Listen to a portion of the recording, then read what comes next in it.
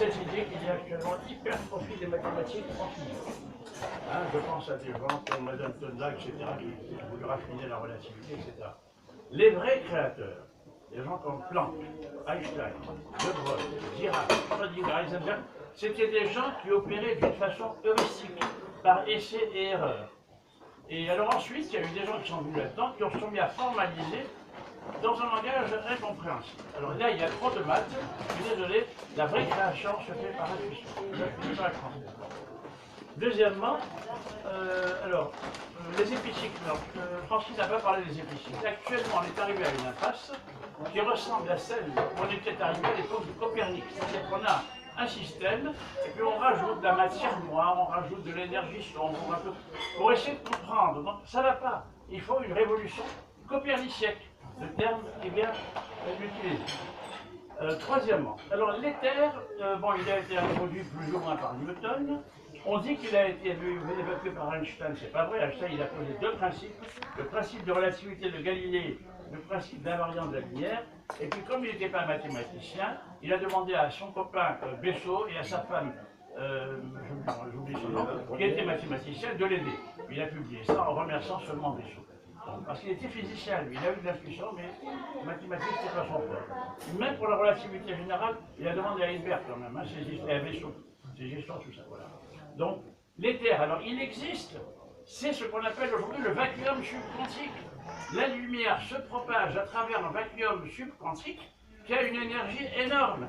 Et c'est ce qui nous permet d'avoir ici, sur un portable, toutes les émissions émises, quelles qu'elles soient, des émissions radio, des émissions politiques, etc. Ça passe par le vacuum subquantique. Donc l'éther est réhabilité sous une autre forme. Alors quatrièmement, j'en ai fini. Alors, Dominique Tachaud, j'ai vu qu'il a écrit un livre qui s'appelle La Bible au service de la science. Je crois que c'est problématique. Horis de la science, voilà. Ah oui, Horis, il y a une nuance. Je suis d'accord. Alors, là, c'est une problématique très ancienne. Et je crois que j'ai apporté un élément de solution dans ma conférence Science et religion que j'ai donnée à l'Amérique du 7e, que je vais redonner d'ailleurs dans le cadre de ces conférences dans les cafés philo, etc. Science et religion, je vous enverrai si vous voulez une copie de mon fichier PDF. Alors, dernier problème. Alors, Francis a parlé du darwinisme, évidemment. Bon, là, je crois que c'est dépassé. Et là, je fais un peu de pub. Le 16 novembre, au Club Science, rue Barreau, la Didier Guignard qui vous en parlera plus, je redonnerai ma conférence sur une théorie quantique de l'évolution biologique, où je montre une théorie déterministe. Il n'y a pas que Darwin, hein. Il y en a d'autres qu'on a oubliées. Et une théorie finaliste, celle de l'intelligence des êtres, parfaitement compatible à travers une approche quantique. Voilà, j'ai terminé. Alors, il n'y a pas de question. Il n'y a pas de question. Non, parce que moi, je demande à Francis. Si, j'ai une question. Je me demande pourquoi Francis n'a pas parlé d'une formule magnifique que j'ai vérifiée d'ailleurs, qui est la formule du volume du grand cosmos, qui est ce volume est égal à A, puissance A sur pi A étant la fameuse constante, la fameuse constante électrique, qui a rendu tous les physiciens fous, y compris d'ailleurs. Comment il s'appelait? Je sais plus, quelqu'un qui une fois, il a eu un accès de dépression. On l'a mis dans une chambre qui portait le numéro 137. Il pensait qu'on se moquait de lui. Il a agressé les infirmiers qui lui ont mis la camisole de force. Alors Ben Feynman, dans son fameux bouquin, dit que c'est un truc, c'est la main de Dieu. Ah, pourquoi tu n'as pas parlé de elle? Il faut en parler. Non, mais alors justement, pour le 137, j'en ai parlé avec cette histoire de temple Karnak, où ils ont fait l'honneur du 137, mais j'ai oublié de rappeler que grâce à Jean, on a trouvé le 137 dans la Bible, en référence avec une servante égyptienne qui s'appelait Agar, qui a donné un fils à Abraham. Alors il faut savoir de tribu. Mais ce qui est important, c'est que 137 est lié avec une tradition égyptienne. C'est-à-dire qu'ils savaient à l'époque que 137 avait traversé les âges à cette époque-là. Et au XXe siècle, quand ils ont trouvé le 137, ils ont vu un monde. Ils n'ont pas, tout a été oublié. Donc la science s'est effondrée pendant 3 Je millénaires. précise qu'Abraham a eu 2 enfants. Un fils d'Agar, qui était égyptienne, Évidemment, qui est mort à 137 ans, et un fils de Sarah qui était chaldéenne, qui est mort à 180 ans. Les Chaldéens connaissaient 180, c'est 180 degrés de la région du ciel. Donc, ces gens-là connaissaient ces nombres magiques. Ah oui. Voilà. Ah oui, bah, il y a des gens, alors il y a des, j'ai parlé une fois avec notre ami, Villani. comment c'est son prénom, le matheux. Je lui ai dit, alors il m'a sorti, ah oui, bah, il y a des gens qui trouvent des nombres entiers dans les pyramides, tout ça. Ben évidemment, les gens, ils cherchent les nombres entiers partout. Alors ils font des erreurs parce qu'ils ne sont pas professionnels. Nous, on est des pros. Donc on dit, si on dit que là, le 137 est dans le temple de Karnak, c'est vérifiable. Vous pouvez y aller. Parce que je dis ça, pourquoi? Parce qu'il y a des gens qui disent, oh mais j'ai du mal à calculer, à multiplier les constantes. Ben, je leur ai dit, vous allez à Karnak, vous avez 137. Non, c'est 134. 134 colonnes plus 3, oui, il y en a 134 colonnes. Plus 3, elles sont. Ben la Guadeloupe, t'as rien compris. Non, j'ai très bien compris. Mais je l'ai pas. Voilà, alors. J'ai le D'accord, plan. notre ami Jean, il est Non, formidable. mais ce qui est vrai, ce qui Il a trouvé. Écoute, c'est- maître finir. Ce qui est vrai, c'est qu'il y a 137, plus 127, plus 10. Et le 127, c'est un nombre de Mersenne. Oui, d'accord, mais c'est pas ça le truc, c'est que bon, le 137 est dans la Bible et le 137 est basé sur le 3. Parce que le 3, c'est le nombre de Mersenne de base. Tiens, il vient de 3, ça dépend. C'est 2 puissance 2 moins 1. C'est le nombre. Alors, tiens, attention. Didier voulait prendre la parole, et puis après. Oui, j'en ai une. D'accord. D'abord Didier, monsieur avait levé la main, et il y Joël. avait Alain et madame. Je suis Joël. Christian, il était pas vrai. D'accord, Pierre. Alors Didier. Alors, alors j'ai deux questions en fait. Alors, une question, c'est sur la question des mathématiques, parce qu'en fait, tu es un mathématicien sans le dire, puisque pour toi les nombres entiers, parce que les nombres entiers, ce sont des mathématiques. Il a épousé une mathématicienne. Et je suis d'accord que ces nombres sont fondamentaux. Mais ça ne veut pas dire qu'il faut négliger s'il y a certains nombres qui ne sont pas du tout des nombres entiers et qui participent à l'harmonie. Comme le nombre pi, comme le nombre d'or. Exact. Donc il ne faut pas se focaliser uniquement Oui, mais sur les nombres entiers. je réponds, il a raison. Le nombre pi, il a des propriétés remarquables parce que ça donne le périmètre du cercle. Mais le pi avec un nombre infini de décimales, ça c'est pas bon. C'est-à-dire qu'il faut couper. Donc si vous allez au palais des découvertes, vous avez les décimales de pi qui tournent, machin, et ça c'est une entourloupe géante. Parce que la nature, je l'ai prouvé, utilise des fractions approchant le pi. C'est prouvé. Mais, Alors, Oui, question. oui, dans le temps, il y a l'arithmétique, et qui est justement le calcul des nombres entiers, et dans l'arithmétique, il y a rythme.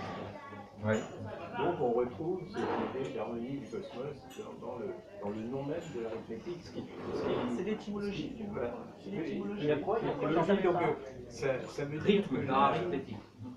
les nombres entiers, effectivement, sont intrinsèquement partie du cosmos.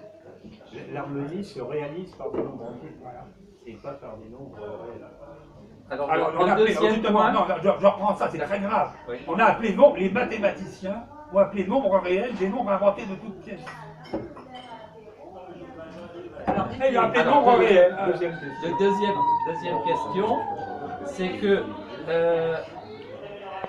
pour moi, alors tu me répondras à argumenter, tu es en train de faire la même erreur qu'Einstein qui voyait un univers stable. Et il est prouvé que, justement, à cause de les lois de la relativité, un univers ne peut pas être stable. Donc il est soit en expansion, soit en contraction. Bon, ben réponds, je donne la réponse. Tu peux répondre? Donc, Non, mais il est toujours en et la expansion. querelle entre Parménide et Héraclite, d'une certaine manière, les deux ont raison. Parce que si Parménide, si tout reste pareil, rien ne se passe. Or, il se passe plein de choses dans l'univers. Ah oui, Il y a mais beaucoup Oui, mais d'évolutions. il y a de la permanence. La différence, c'est que là où je suis d'accord avec toi, c'est que cette évolution, elle n'est pas due au hasard, hein, comme beaucoup le pensent, mais que cette évolution, elle est guidée en fait. Mais pour moi, il y a il y a un comment. Tu dis que tu es contre l'infini, mais donc le temps aussi a un début. Hein. Il ne peut pas être aller jusqu'à moins Non, l'infini. c'est compliqué. Non, bah alors, Alors vas-y, je t'écoute, je t'écoute. Oui, c'est une question importante. Oui, après, je réponds à la question. Oui, donc, voilà, c'est l'éternel truc. On vous a dit que l'univers est en expansion. Non, les galaxies se repoussent. C'est pas pareil. Et les galaxies se repoussent, pourquoi? Là, je réponds à une question de Damien. Il m'a envoyé un message, il a dit je comprends pas l'entreprise, tout ça. Mais les galaxies se repoussent, pourquoi? Pour laisser la place à des bébés galaxies. Moi, Damien, là. Il n'y a pas de preuve. Hein. Mais ça répond à Si, on a des observations qui montrent qu'il y a des bébés galaxies qui naissent en permanence. Si, on a des preuves, il y a des observations, attention. Il y a Christian Bizois qui a Oui, mais lui, Non, mais je ne suis pas astrophysicien, moi lui, je suis astronome. il est astronome. Qu'est-ce que tu en penses? Parce que c'est un Ah, expert. bah, lui, il est convaincu. Non, je ne suis pas convaincu. Il n'est jamais convaincu. J'écoute avec bienveillance, j'écoute avec bienveillance les conjectures de Francis, mais je ne suis pas convaincu de l'existence des bébés galaxies. Je ne suis pas convaincu de l'existence des bébés galaxies. Non, par contre, moi je reconnais dans les travaux de Francis des choses factuelles, en particulier toutes les relations qu'il a démontrées sur les grands nombres, que tout le monde peut vérifier, qui sont à la portée d'un premier S. Enfin, ça n'existe plus.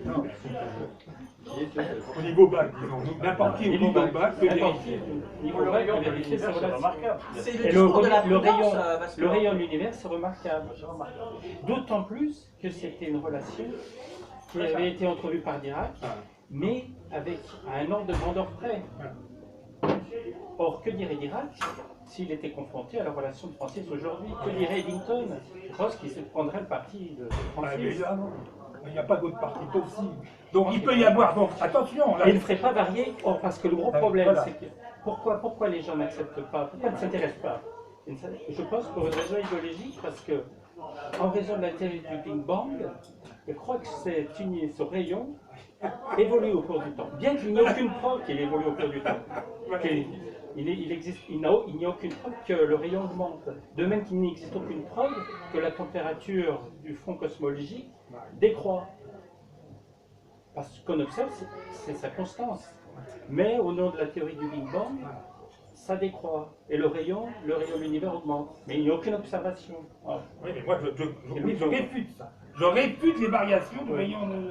Il y a des filles des galaxies, les galaxies partent au-delà de l'horizon, et il y a des bébés galaxies. Le mot est trop fort. Le mot est trop fort. Répéter, c'est trop fort. Ok. Admettons l'hypothèse qu'il y ait des bébés galaxies. Ah, voilà. Et bien ça va en sens inverse de ce que tu dis. Ah bon? Parce que s'il y a des masses qui se créent entre, ça va renforcer l'attraction, donc ça va aller. Ça va faire que les choses. Non, il y a on va vers un un big vide, non. crunch à ce moment-là. Non, mais c'est ça, il y a un vide qui se crée, et des bébés galaxies qui viennent là, et la densité est constante, je l'ai prouvé. Hein. C'est prouvé dans l'article. J'ai demandé à Corinne. Mais s'il y a un vide qui se crée, ça veut dire que les galaxies s'éloignent. Ben, bien sûr, les galaxies se repoussent. Et elles s'éloignent à cause de quoi? Ben, C'est une par répulsion, l'expansion. une répulsion, une formule de Elle vient d'où cette répulsion? Ah ben, elle vient d'une loi fondamentale de la physique qui veut que le système ne pourrisse pas par entropie. Il y a un deuxième principe de la thermodynamique, si vous laissez les choses en plan, tout se dégrade. Oui. Donc il faut... C'est comme une Oui, mais ça vous avez- c'est une loi qui n'est pas encore découverte. Si, la deuxième loi de la thermodynamique, c'est connu. Non, le fait que ça... Si, mais Eddington ça, avait... Si, c'est ce qu'on appelle la constante cosmologique d'Einstein, justement. On a la formule. Oui, mais ça c'est prouvé que c'est pas bon la constante. Si, parce que ça explique l'accélération. Qu'est-ce que tu racontes? Ça explique l'accélération, c'est la seule théorie qui explique vraiment l'accélération. On a observé que les galaxies s'accélèrent, non seulement se repoussent, mais s'accélèrent. Donc ça a Donc été observé. l'univers est en expansion. Oui, accéléré. Mais ça n'empêche Ben pas alors- qu'il y ait des bébés galaxies qui viennent combler les vides, enfin. Donc l'univers n'est pas stable, il est en Si, mouvement. il est permanent. Il se crée. Il est permanent, il est comme une Il n'y a rivière. pas de permanence. Si, Il se ça- crée des galaxies sans arrêt. Tu te contredis toi-même là. Il arrive pas à comprendre. C'est une permanence dynamique. C'est un C'est ce qu'on test. appelle Oui, c'est la l'altération non pas statique, mais dynamique. En quelque sorte. Mais le rayon l'énergie de- noire et le la rayon matière d'horizon. noire, Oui. quand ils ont une idée sur la matière noire. J'ai tout connu tout ça. Non, C'est mais une constante il faut en parler. dynamique, mais c'est une constante. C'est pas quelque chose qui évolue avec le temps. C'est une constante, Il n'arrive pas à comprendre. c'est une constante dynamique du problème. Quelque chose qui ne varie pas avec le temps, néanmoins. Contrairement à ce qui est affirmé dans le cadre de la théorie du Big Bang. Mais l'univers croît avec le temps. On mesure une constante. Mais si les galaxies Oui. s'éloignent... Mais là, vous faites de la théorie déjà. Ben oui. Non, on n'observe pas ça. Ce qu'on observe, parce qu'il faut rappeler l'observation, c'est que le décalage relatif et respectral des galaxies est proportionnel Non, à la... mais je parle de ce que Oui, non, il dit... faut revenir. Il faut revenir Je au fait. parle pas, Il je faut parle revenir pas au de la fait. preuve, je parle de Oui. ce que dit Francis. Oui. Ah oui. C'est Francis qui a dit on observe que les galaxies s'éloignent. C'est lui-même qui a dit ça tout Non, à mais l'heure. c'est une observation, mais c'est une nécessité. Si les galaxies restaient là, D'accord. Ok. les soleils exploseraient, il n'y aurait plus rien. Donc, Il faut qu'ils partent, les galaxies. je continue sur ton hypothèse. C'est pas une hypothèse. c'est- Non, mais ok. Peu importe. C'est une obligation physique. Attends. Non mais Si. Francis, il faut s'écouter. Non, mais Si, d'accord. Si, alors, est-ce que tu es... Alors, je vais reprendre tes idées pour être sûr que ce que tu as dit, je l'ai bien compris. T'as du mal. Attends. Tu dis les galaxies s'éloignent et ça laisse de la place pour des bébés galaxies. Voilà. C'est bien ça que tu as dit. Bah bien sûr. D'accord. Donc, l'univers est en expansion. Sinon, Non, les les galaxies, galaxies c'est pas ne peuvent pas pareil. s'éloigner. C'est pas Quelle est pareil. la différence? Alors, je pose la La question. théorie épicienne, on vous dit, on vous dit que l'univers est en expansion. C'est-à-dire que tout s'étire, mais on ne se transforme pas en mode de géant. Qu'est-ce que c'est que cette histoire? Non, c'est des galaxies se repoussent, c'est pas pareil. C'est-à-dire qu'ils ont mal interprété les équations. Bon, bref, alors. Si elles se repoussent, ça veut dire que la taille de l'univers augmente. En d'autres termes. C'est ce Non, qu'on appelle- justement, il ne veut pas comprendre. C'est ce qu'on appelle un équilibre Oh. dynamique. C'est ce qu'on appelle un équilibre Quand t'as un dynamique. cas, toi, Ça passe, ça vient, ça passe. Vas-y, il y alors, a un cas, non, mais t'as un cas. explique pourquoi, dans ce cas, l'univers n'est pas en expansion. Si elle Oh là là, s'éloigne, là, mais comme Marie répète, Pourquoi vous la avez taille de tous l'univers ne répété augmente des pas? phrases que vous avez lues, l'univers en expansion, donc c'est ça qu'il faut l'oublier. Non, mais Francis, tu parles de la matière noire quand même. Oui, ben, justement. C'est important. Si vous allez plus loin, Je peux intervenir là Vous m'avez pris tout à l'heure, s'il vous plaît, s'il vous plaît. Elle a du mal aussi. J'essaie, attends. Bon, explique, alors je donne la parole à Non, la non, non, Je non. suis sûr que Dominique a mieux compris. Dans la logique, je comprends monsieur, puisque dans une population, quand il y a des bébés qui naissent, alors ou bien alors vous dites qu'il y a une densité qui va être de plus en plus grande et un jour ça va éclater, et donc là, votre big crash là, ou bien alors il se passe quelque chose que j'appellerais l'éternel retour, c'est-à-dire qu'arrivé à une certaine dimension, ça se dissout et ça revient en plus petit. Non, alors j'irais dire, moi je suis dans l'imaginaire, hein, je n'y connais rien. Votre théorie, je ne peux l'expliquer que par un de ces deux phénomènes, à moins que ce soit encore un troisième. Il y a des gens qui naissent, il y a des gens qui... C'est comme un Oui, fleuve mais qui une coule, population stable. un fleuve qui coule, il coule tout le temps. Il coule, mais c'est permanent. Oui, non mais Mais donc, Il a expliqué en 2015. Oui, il y a des bien sûr des ils galaxies. sont remplacés. Il y a un remplacement, et tiens, on en parle beaucoup, l'éternel remplacement. On est remplacé, on fait mal. oui, non. Je donne un autre exemple. Si vous avez une ville, Remplacé. attends, Mais si la vous ne videz pas les poubelles, attends, t'as une ville et tu ne vides pas les poubelles. Non, mais je veux dire, t'as une ville et vous faites pas les, vous videz pas les poubelles, qu'est-ce qui va se passer? Ben, vous allez immerger dans les poubelles. Donc, il faut évacuer. Donc, les galaxies qui fuient, c'est l'évacuation des poubelles. Voilà. À ce moment-là, les poubelles, on les met quelque part, on les vide quelque Bah, part. dans le grand cosmos. C'est là. Alors, le cosmos, d'après ce que j'ai compris, il est quelque part immuable, merveilleux, Voilà. harmonique, Ah bah, éternel, voilà, et voilà. Donc, si on lui déverse des poubelles Ah constamment, ben oui, mais c'est grand. ça Oui, mais va c'est pas grand. aller. Attends, oui, mais t'as raison, mais c'est grand. Comment? C'est le grand cosmos, un peu de respect. C'est quelque chose, vous n'imaginez pas la grandeur. Vous multipliez les dimensions de l'univers connu par 10 puissance 60 dans les trois directions. D'accord. Donc ça le veut volume dire est qu'un augmenté jour par ou 10 un puissance autre, 80. un jour ou un autre, ça va être trop plein. Non, non, Voilà. non, là, on touche à la métaphysique. Moi, je suis de... Oui, non. Non, mais là, ça nous dépasse. Voilà, j'avoue Bon, que bah, ça nous alors, dépasse. s'il faut comprendre, c'est comme les religions. Non, mais on voilà. comprend Non, mais sans ça, parole. oui, mais on a, c'est la métaphysique qui est calculée et tout. On a le rayon du grand cosmos. Comme disait Jean, on est même calculé son volume. Le volume, c'est 137 ou 137. J'ai demandé la parole avant que la dame elle Oui, elle absolument, elle a quand fait, même, elle a bon, fait, elle je pense qu'elle a compris. au moins un quart d'heure. Oui, bien sûr, Bon, bien allez, sûr, vas-y, bien alors. sûr. Donc, je peux intervenir. Oui, oui, bien sûr, bien Voilà. sûr. Oui, il vient de loin. lui. Voilà. Alors, pour commencer, c'est très intéressant tout ce qui a été dit depuis tout à l'heure. Bon, passionnant, donc, instructif. J'apprends des tas de choses. Entre autres, je ne sais pas ce que c'était que la cosmétologie. Donc, évidemment, la cosmétologie, c'est bon, ce que vous avez expliqué, Francis, c'est tout ce qui concerne l'univers. Hein, et il a été question dans votre bouche, Francis, rapidement du réchauffement climatique. En ce qui concerne le réchauffement climatique, j'ai entendu parler de gens pas très sérieux, qui, il y en a très peu heureusement, qui sont climato-sceptiques, et je ne savais pas que parmi les scientifiques, parce que je croyais qu'ils étaient tous très honnêtes, très sérieux, ceux qui parlent beaucoup de je pensais qu'ils étaient tous là, je ne pensais pas qu'il y en avait qui montaient, comme vous avez dit, Francis. Et je vais terminer en m'adressant au monsieur qui se trouve à la droite de Francis, dont je ne sais pas le nom. Hein, et il a parlé du rayon de l'univers. C'est quoi exactement le rayon de l'univers? C'est ce que j'ai calculé en PC, je me suis dit. Oui, Comment c'est votre prénom? non, mais là. Je rappelle ce que j'ai dit au début. Non, tu l'as pas dit. Ça rentre par une oreille, ça ressort par l'autre. En 3 minutes chrono, montre en main. J'ai calculé le rayon de l'univers. Oui, mais tu n'as pas défini. Oui, il n'a pas expliqué ce que c'est. Le rayon de l'univers, c'est toi qui vas le définir. Je préfère que tu l'expliques parce que c'est. Non, c'est pas toi qui Oui, clairement, je suis d'accord. parce qu'il est astrophysicien. Mais non, je suis pas astrophysicien, je suis astronome, c'est pas vraiment ma partie.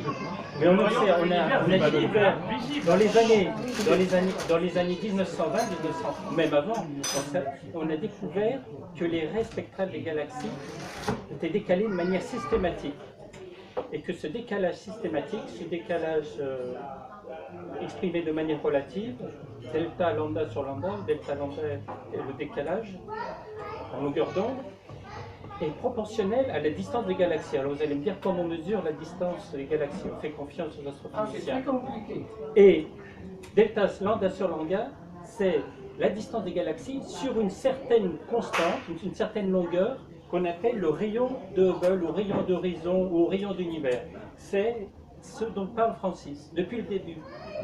Et c'est une constante d'observation. Alors, il se trouve qu'on ne la présente pas sous cette forme, on ne présente jamais cette loi sous la forme que je viens de vous donner, mais on le présente sous une forme qui est déjà interprétée par un effet Doppler, par une loi d'expansion Doppler, c'est-à-dire en termes de vitesse, Doppler, auquel cas la loi devient V, la vitesse de récession, d'expansion des galaxies, égale h pour la distance des galaxies, h étant ce qu'on appelle la constante de Hubble. Et la constante de Hubble, c'est celle qui est donnée dans tous les manuels d'astrophysique. La constante de Hubble est reliée à ce rayon d'univers par... Qui vient de paraître, qui s'appelle le Big Bang, par Françoise Combe. Là, vous le mettez à la poubelle direct.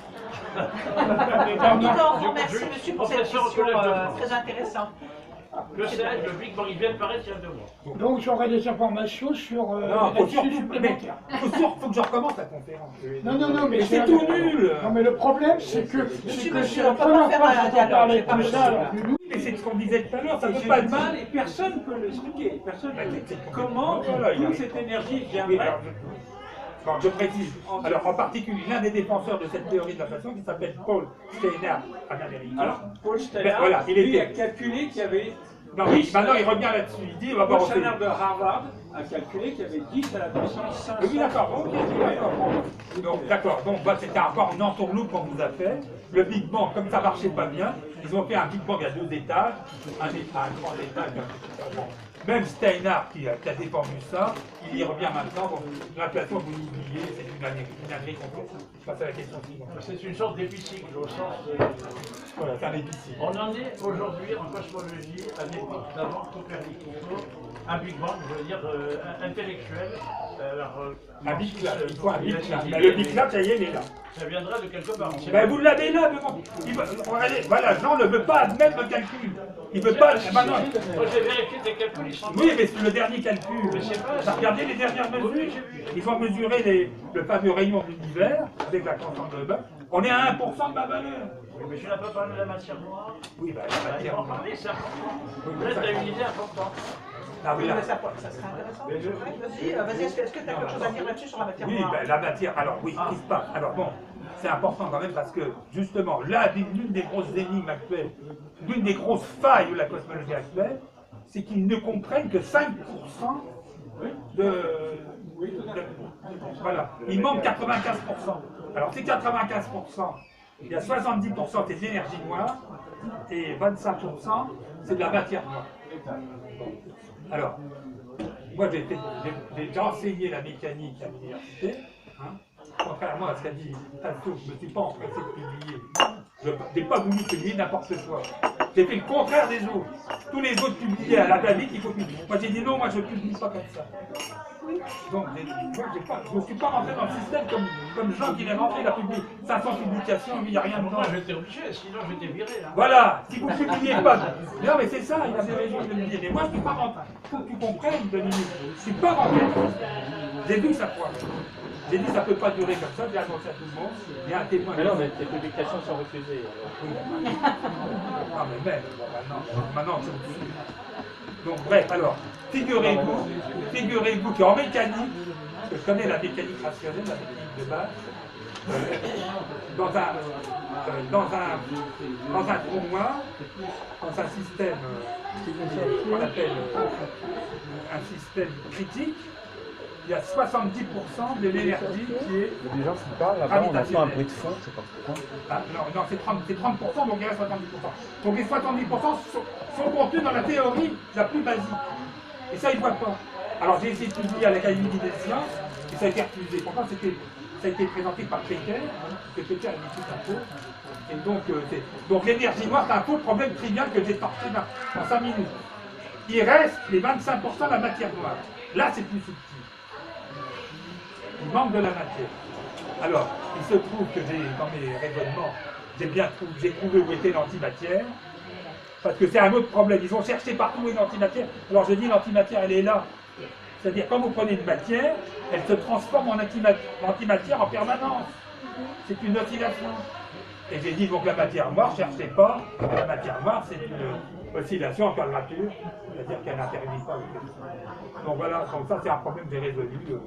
En 3 minutes. J'ai quand même été l'un des rares à accepter une publication de Francis. Et la vérité à la taille. Mais oui, mais tu n'admets pas la réputation de Big Bang, alors tu te tais. Non, mais parce qu'il est très créatif, bien que parfois un peu. Non, mais est-ce que tu admets la réputation de Big Bang? Moi, je suis dubitatif. Voilà. Je voudrais raconter une anecdote justement à propos de ce côté invraisemblable et troublant quand on remonte le temps vers l'origine dans la théorie du Big Bang. Alors il y a cette anecdote qui remonte à une bonne trentaine d'années. Il y avait un certain Edman qui était sous-directeur de l'observatoire de Londres et qui venait de sortir un livre sur le Big Bang. Et il y a eu une conférence d'un institut géographique national sur le livre. Et avec 2 amis, on s'est rendu à cette conférence. Alors, il a commencé par l'évolution à rebours, et puis alors on arrivait à ce qui s'est passé il y a 4 milliards d'années, etc.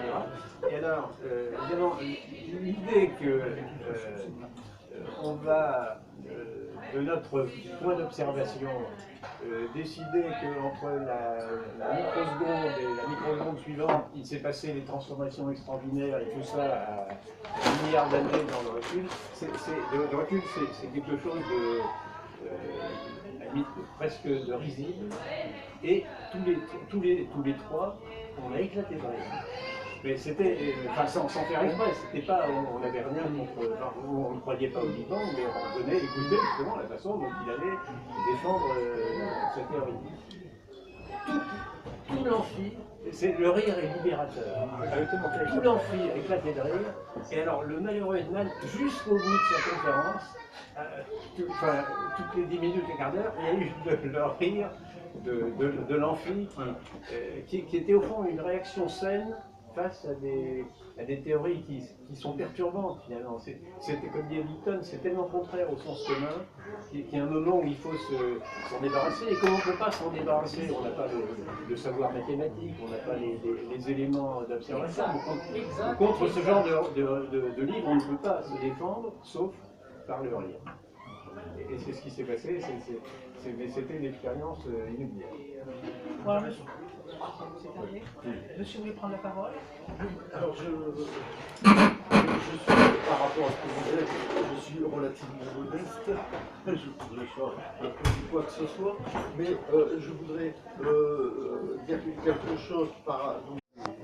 J'avais trouvé, c'est impossible. Alors ils dépensent de l'argent parce que ces messieurs ne marchent qu'avec des particules. Hein, ils veulent pas prendre en compte l'invisible sans que ce soit religieux. Vous voyez ce que je veux dire, hein? Et c'est là. Alors donc voilà, hein, le réchauffement climatique, oui, c'est une vaste plaisanterie. On est en train de raconter des histoires complètement débiles pour pouvoir il faut changer le chauffage, il faut changer les bagnoles. C'est du marketing, mais sur la bêtise humaine. Hein, et je suis tout à fait d'accord avec vous. Et c'est un des thèmes majeurs du manuel de sciences de première de cette année. Il y a deux thèmes majeurs, il y a l'âge de la Terre et le réchauffement climatique. Et avec l'idée que si tous ceux qui ne sont pas d'accord avec le consensus d'experts, c'est parce que ce sont des... Ça, c'est de l'idéologie, à la manipulation. C'est grave. Et on prétend enseigner aux élèves à penser la science. Oui. Bon, alors, ensuite, pour aller dans votre sens, Einstein disait l'imagination est plus importante que le savoir. Et c'est là où les scientifiques peuvent se faire doubler, n'est-ce pas, par l'imagination. Hein, et voilà, c'est ça qu'il faut prendre en compte maintenant, c'est que les raisonnements, j'allais dire terre-à-terre mathématiques, tout ça, eh ben, on est arrivé dans un cul-de-sac, ça ne va plus, il faut introduire l'invisible. Et donc, je fais partie de ces gens-là qui sont, moi je suis ingénieur, j'ai une formation d'ingénieur, mais ça fait 50 ans que je réfléchis sur ces questions-là. Hein. J'ai écrit un bouquin, donc je dois faire beaucoup. Bon, et maintenant, pour terminer, je vais vous faire une petite image sur la création de l'univers. Alors, on va terminer comme ça. Hein. Voilà, j'ai sens pratique, vous savez, vous allumez votre gaz, vous prenez une casserole avec de l'eau, vous mettez sur le gaz, hein. Qu'est-ce qui se passe? Bon, c'est l'image, les flammes, c'est l'énergie du départ, c'est l'image de l'univers primordial, n'est-ce pas, dans lequel les gens sont d'accord qu'il y avait de l'énergie. Donc on met la casserole sur le feu. Qu'est-ce qui se passe au bout d'un moment? Eh bien, vous avez des bulles qui commencent à partir du fond et commencent à monter. N'est-ce pas? Et ça, c'est la création d'univers. Ah bah voilà, bon. Et alors, quand il y a des... Non mais attendez. Donc, c'est les bulles, elles éclatent. Et le hasard, quand le hasard fait que la bulle, elle a les bons coefficients, là, vous avez un univers. Bon, ben, c'est une image. Asseyez-vous, vous n'avez rien compris. Non, mais bon, c'est une image. Bon, alors, je recommence pour monsieur. Monsieur n'a rien compris. C'est une image. On est d'accord avec l'idée que les scientifiques manquent d'imagination. Non, bah, redonne-moi la... Non, je réponds quand même. Je réponds. Alors, donc, vous allez trouver, effectivement, dans les bouquins très sérieux, genre Rovelli et compagnie, des univers, des univers bulles dans tous les sens, Hein? Ça, c'est une énorme bêtise, comme j'ai dit tout à l'heure. Le cosmos est unique et c'est prouvé. Voilà. Et quand vous parlez d'univers primordial, il n'y a pas d'univers primordial. Vous n'avez rien compris à l'excuse. Hein. Parce que lui, il vient de l'île, il a bien fait de venir finalement. Donc, non, mais ça veut dire que vous avez la permanence. Il n'y a pas d'univers primordial. L'univers a toujours été pareil. Je vais dans votre sens parce qu'en fait, ce que je laisse sous-entendre, c'est que notre univers fait partie de l'univers primordial. C'est-à-dire qu'en fait, on est dans un ensemble qui est le même. Ça revient à ce que vous dites. Oui, mais je ne prends pas le même chemin. Oui, mais c'est mal dit. Oui, Bon, il y a Gérard qui veut prendre la parole depuis un petit moment. Et puis après, il y a Alain. Alors, je ne vais pas participer à cette discussion, mais je veux rebondir sur quelque chose, quelques points qu'a dit monsieur. Il a parlé de la matière noire, il a tout à fait raison, jusqu'à plus ample informé, jusqu'à preuve du contraire. Tout le monde cherche la matière noire sous forme de particules, et depuis les années 1925, Zwicky, etc., personne ne l'a encore trouvé aujourd'hui. Pourquoi? Parce que très probablement, je suis prudent, et la matière noire n'existe pas, du moins sous forme de particules. Alors si on cherche des particules inconnues, on ne les trouvera jamais. Mais si un jour on les trouve, c'est très bien. C'est ce que j'ai dit à Mme Comte, d'ailleurs, en Sorbonne. Et elle m'a dit, l'avenir verra. Oui, mais elle n'est pas contre. Par contre, une possibilité des effets d'une soi-disant matière noire, ça pourrait être, je suis prudent, ça pourrait être, et jusqu'à présent, ça n'a pas été contredit. Je parle toujours de la matière noire. Ça pourrait être une conséquence, alors je ne peux pas parler de technique, n'est-ce pas, comme M. Marouani, Jean, il sait mieux ça que moi, il parlerait de potentiel newtonien ou d'autres potentiels, etc., etc. Enfin, bon, je ne vais pas rentrer là-dedans. La matière noire pourrait être une conséquence de la nature discrète et probablement fractale de l'espace-temps, de l'espace d'une part tout seul et de l'espace-temps. Et enfin, si on rentre dans les équations, il y a un terme supplémentaire qui s'ajoute et qui donne, lorsqu'on fait les calculs, certains résultats remarquables, par exemple la rotation des galaxies spirales, de certaines du moins, qui contredisent, enfin, qui ont l'air de ne pas obéir à la gravitation. C'est parce qu'il y a ce terme supplémentaire. Mais ça, je vais pas. Et alors, ce qu'il a aussi dit, le monsieur, c'est que pour avancer dans la physique, il faut de l'imagination. Mais c'est banal, c'est comme le nez au milieu de la figure, bien sûr que oui. Mais les choses les plus simples, il faut les répéter parce que ça rentre dans une oreille, dans le grand public, et ça sort tout de suite de l'autre. Alors que dans 2 heures, vous ne saurez plus rien de tout ce qui a été dit là. Alors, ce que je voulais dire, il a dit que, alors, première chose, imagination, oui, mais ensuite, guidé par les mathématiques, qui sont les rails sur lesquels l'imagination va se développer. Parce qu'il ne s'agit pas de se développer n'importe où, n'importe quand, sinon tous les oiseaux du monde entier, et peut-être d'autres planètes, vont dire des bêtises. Et je suis d'accord avec lui qu'il faut également faire apparaître, enfin réfléchir sur les choses invisibles. Enfin, les neutrinos sont invisibles. On est traversé, chacun d'entre nous, on est traversé de 6 milliards de neutrinos chaque seconde. Et seulement la science, c'est pas le bon Dieu, la science a prouvé que les neutrinos existaient et pouvaient traverser des quantités de matière énormes. Et quand il dit qu'il faut utiliser des choses invisibles, je suis d'accord, mais pas la religion.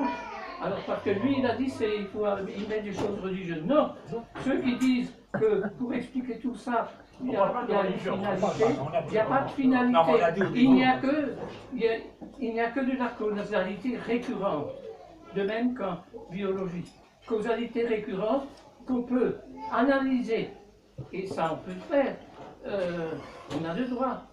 Les aborigènes, ils ont, dans leur tradition, ils ont une autre vision du cosmos que nous, que les scientifiques, ou que les Européens.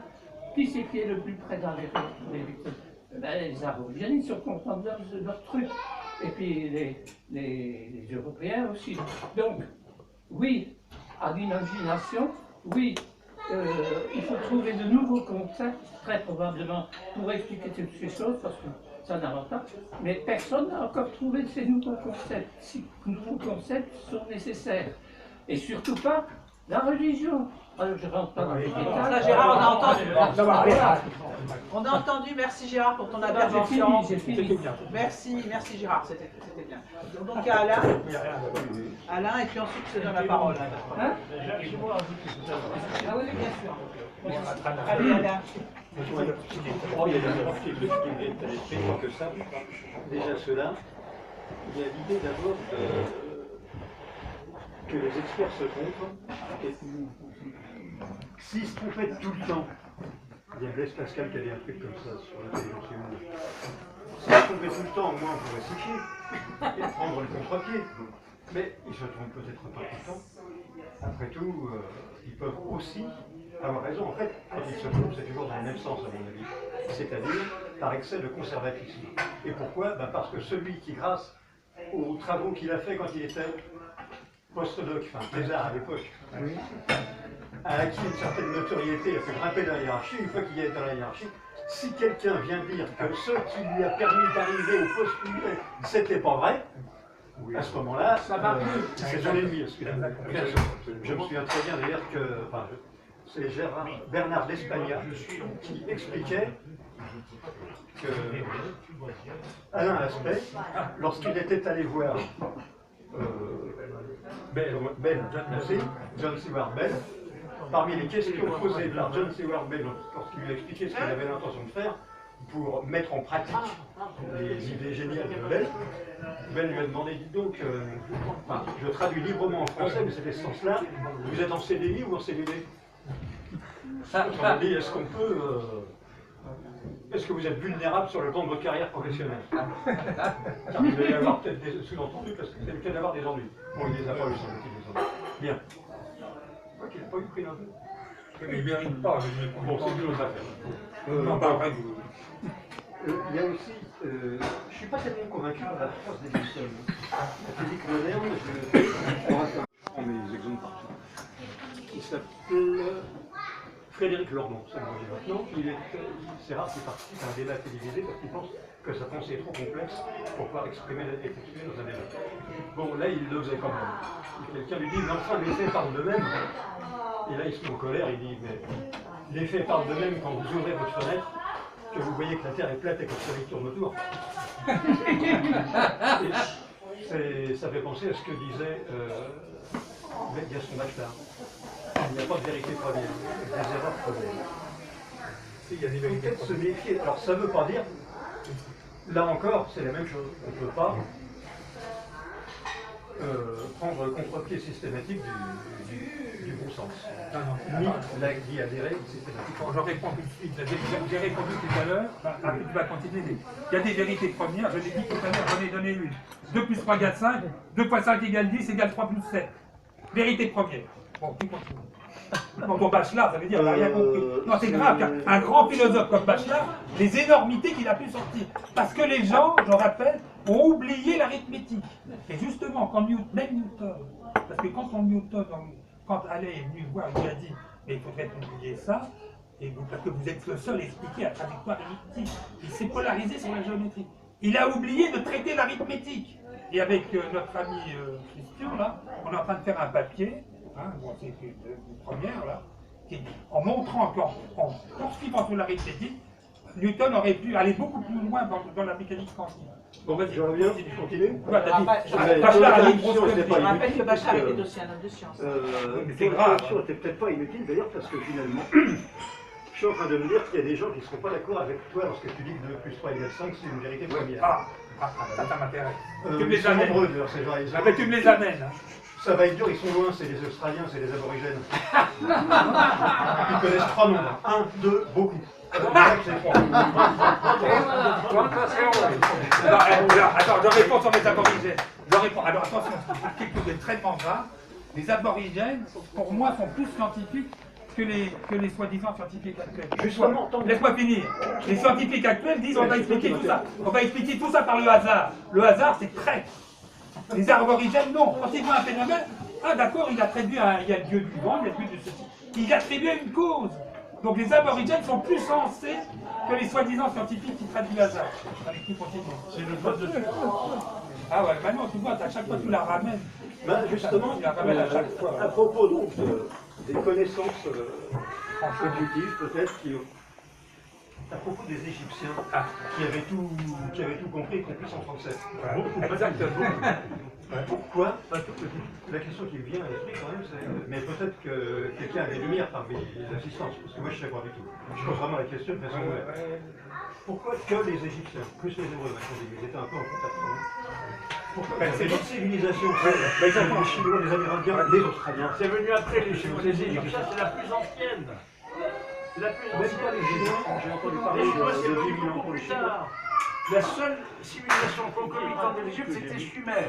Ça se discute entre Sumer et l'Égypte. Les autres sont venus beaucoup plus tard. C'est une bonne question. Non, non, c'est une bonne question. Pourquoi les Égyptiens? On ne sait pas pourquoi. On ne sait pas pourquoi l'Égypte, il s'est passé quelque chose. Et la Chine? On ne sait pas. Alain, est-ce que tu as terminé ou est-ce que tu as encore quelque chose à nous dire? Mais bon, non, c'est une digression. Ça concerne le dérèglement climatique. Je me sens, finalement, j'ai entendu quelqu'un sur une station de radio dégommer d'une manière très convaincante, vraiment, l'idée des idées du GIEC. Et quoi? Je me suis dit, du GIEC. et je me suis dit, tiens, pour l'instant, je pensais que le GIEC avait raison. Mais dans ces cas-là, c'est un peu comme lorsqu'une astrologue qui par ailleurs était maître de recherche au CNRS explique que l'astrologie fonctionne, elle est un bouquin là-dessus. Je me dis, dans ces cas-là, je me dis, il y a un truc. Il doit y avoir quelque chose. Effectivement, j'ai fini par trouver qu'il y avait un truc. Dans ce cas-là, que devient-il? Qu'arrive-t-il des gaz à effet de serre que nous produisons? Eux, ça voudrait dire, si ça n'a aucun rapport, s'il n'y a pas de dérèglement climatique, comment ça se fait? Qu'est-ce qui vient neutraliser l'effet? Parce que ça, c'est reproductible expérimentalement dans des enceintes pour adultes, évidemment. Qu'est-ce qui vient neutraliser l'effet des gaz à effet de serre? Parce qu'ils existent. Bon, d'accord. Et d'autre part, je rappelle quand même que, alors là-dessus, il avait quand même une petite réponse. Que les stations de ski les grandes forêts situées à basse altitude commencent à fermer. Bon, je réponds à ça. Alors, Beaucoup d'entre elles ferment. donc je réponds à ça. Donc je vous explique. Alors donc, le gaz à effet de serre, d'abord le réchauffement climatique, si ça chauffe, c'est une bénédiction. Déjà beaucoup moins. C'est une bénédiction. Oui, Le chauffage, c'est mieux, parce que je vous signale qu'il y a des mini-âges climatiques au cours du Moyen-Âge. On a eu des périodes où c'était beaucoup plus chaud et les gens étaient beaucoup plus heureux. Première. Deuxièmement, les gaz à effet de serre, ce sont des gaz que la végétation adore. Et il se trouve justement que c'est là où il part, les gaz à effet de serre partent dans la végétation, la végétation est en train de se multiplier sur la Terre. On vous ment de A jusqu'à Z et vous va détruire la Amazonie. Non mais ça c'est des conneries. En France, il y a plus de forêt. C'est des conneries. Sauf si les forêts brûlent. Attends, c'est monsieur qui a la barre. Attends, toi, il y a Non, c'est moi qui décide. Je suis désolé. Il y a Pierre-Yves qui demande la parole depuis très longtemps. Oh le pauvre. Oui.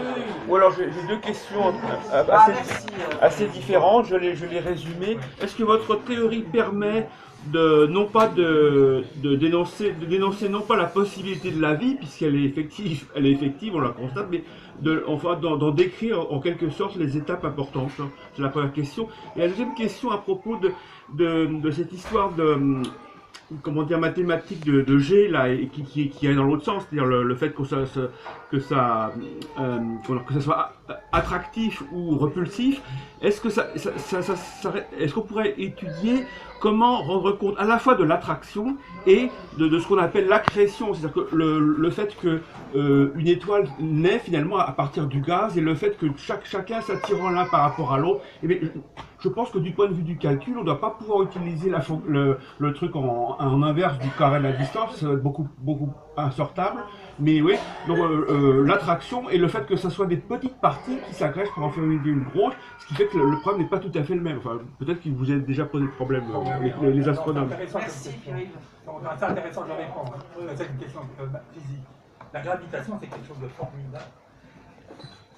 Parce que ça lutte provisoirement contre l'entropisme. C'est négantropique. Vous avez un gaz foireux et il se concentre en une belle petite étoile, c'est le chaud qui dit ça. Et donc, seulement ça ne peut durer qu'un temps. Un soleil ne dure que quelques milliards d'années, après il fait. C'est pour ça qu'il faut absolument que la gravitation soit compensée par une... Ça c'est la deuxième question. La première question c'était quoi? Rendre compte de l'apparition de la vie à partir oui, alors, justement, alors figurez-vous que si vous prenez le rayon de l'univers, et il y a une autre longueur fondamentale, c'est la longueur de Planck. Bon, c'est une question technique, mais par une autre combinaison des constantes, on a une longueur de Planck. La valeur moyenne correspond à une température qui correspond à la température des mammifères. Ça ne s'invente pas. C'est dans l'article. Vous pouvez vérifier. Les mammifères, c'est un mammifère. Le rayon de Hubble. La longueur de Planck, tu connais. La moyenne géométrique, non? Oui, la moyenne géométrique des deux. Alors le rayon de Hubble, tu sais que c'est 10 puissance 26 mètres. Longueur de Planck, 10 puissance moins 35 mètres. Nous autres, les physiciens, on jongle avec les... Non, Planck, c'est 35. 10 puissance moins 35 mètres, j'ai dit. Et donc, si vous prenez un racine, vous tombez sur une longueur qui correspond en température, une longueur correspond à une température, la température des mammifères. Or, un ours polaire et une gazelle africaine ont la même température. Ah, on peut dire que les humains ou les mammifères, on est au centre du cosmos de ce côté-là. Donc on retrouve, ça va en parler dans ta conférence. Oui, c'est sûr, l'isothermie Alors, tous les animaux ne sont pas. Il y a les reptiles. Non, mais c'est pas Mais c'est très variable chez les reptiles. De conserver leur. La température, elle est variable ou elle est constante? Elle est variable. Elle est influencée par la température intérieure. Et pour les poissons aussi? C'est pour ça qu'il est. Tandis que le mammifère, il garde sa température homéostatique, alors que les reptiles, etc. Le mammifère peut voyager beaucoup plus largement sur la surface de la Terre, alors que les animaux qui n'ont pas l'homéostasie, sont limités à un dioptre très très. Les poissons aussi. Non. Les températures constantes? Oui, d'ailleurs, ils sont dans l'eau, c'est pour ça qu'ils vivent à une profondeur déterminée ou dans une zone déterminée. Alors les poissons d'aquarium, il y a des aquariums chauffants, parce que les poissons tropicaux ne supportent pas la Et les oiseaux également à température. Les oiseaux. On ne va pas faire le tour de la botanique. Non, mais il faut savoir que les mammifères doivent leur expansion à la disparition des dinosaures à la suite d'un météorite. Il y a eu un hasard miraculeux qui a permis l'expansion des mammifères. S'il n'y avait pas eu ce météorite qui a exterminé les dinosaures, ben on ne serait pas développé. C'est encore le hasard. Donc vous entendez toujours le hasard, toi, en arrive. Non, mais je n'ai pas dit le hasard, j'ai dit le Si tu as parlé du hasard, il n'y a pas de hasard. Tiens, vas-y, alors tu donnes la parole. Oui, absolument, voilà. C'est bon, voilà, bon. Avec tout le respect. Vous avez parlé tout à l'heure, qu'est-ce qui se passe quand on ne vide pas les poubelles? D'accord. C'est un changement climatique. Attendez. Il y a quelques années, j'ai fait un calcul. C'était l'équivalent de 20 000 fois le Grand Canyon du Colorado, par an, en volume. Alors, Grand Canyon du Colorado, c'est la moitié de la France, en volume. Maintenant, on en est passé à 42 milliards. Les 35 milliards, j'avais fait une lettre à Obama qui m'a jamais répondu, c'est parti. Voilà.